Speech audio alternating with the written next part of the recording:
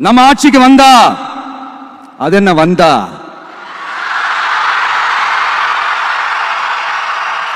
வருவோம்.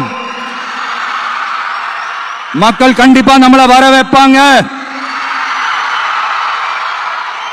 மக்களுக்கான ஆட்சியை மக்களே விரும்பி வர வைக்கத்தானே செய்வாங்க. அப்படி மக்களால் அமைக்கப்பட போற நம்ம ஆட்சியில நம்ம என்ன செய்ய போறோம்ன்றது அதுக்கான அந்த தேர்தல் அறிக்கையில அது ஒரு அதுக்கான விளக்கத்தை டெஃபினட்டா கொடுப்போம். பட் அதுக்கு முன்னாடி ஒரு சின்னதா லைட்டா நான் கொஞ்சம் அதை சொல்லணும்னு ஆசைப்படுறேன். எல்லாருக்கும் நிரந்தரமான வீடு இருக்கணும். ஒவ்வொரு வீட்டுக்கும் ஒரு மோட்டார் சைக்கிள் வாகனம் உறுதியா இருக்கணும். காரும் தான் லட்சியம். அதுக்கான வசதி வாய்ப்பை உருவாக்குற அளவுக்கு பொருளாதார வளர்ச்சிக்கு வழியை உண்டாக்கணும்.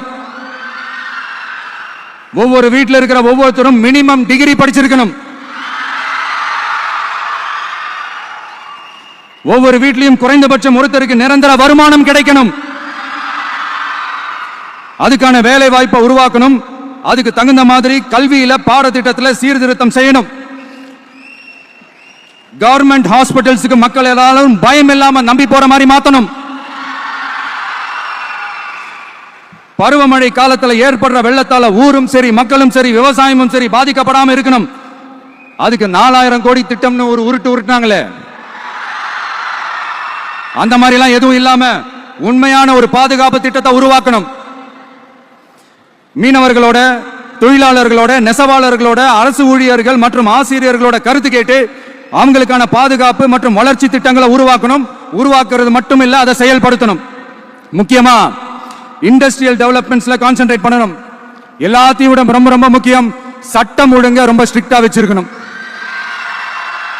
நம்மளுடைய அம்மா, அக்கா, தங்கச்சிகள், அவங்களுடைய பிள்ளைகள், குழந்தைகள் எல்லாருக்கும் பாதுகாப்பு, அதுவும் உண்மையான ஸ்ட்ராங்கான பவர்ஃபுல்லான பாதுகாப்பை உண்டாக்கணும்.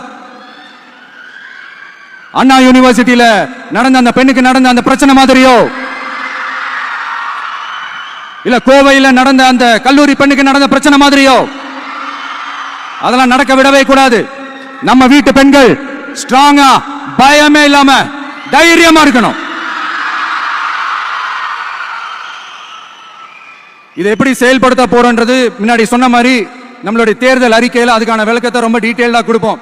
நான் சும்மா மற்றவங்க மாதிரி அவங்கள மாதிரி எல்லாத்தையும் அடிச்சு விட்டுட்டு ஏமாத்துற வேலையெல்லாம் இங்க கிடையாது நம்ம கிட்ட.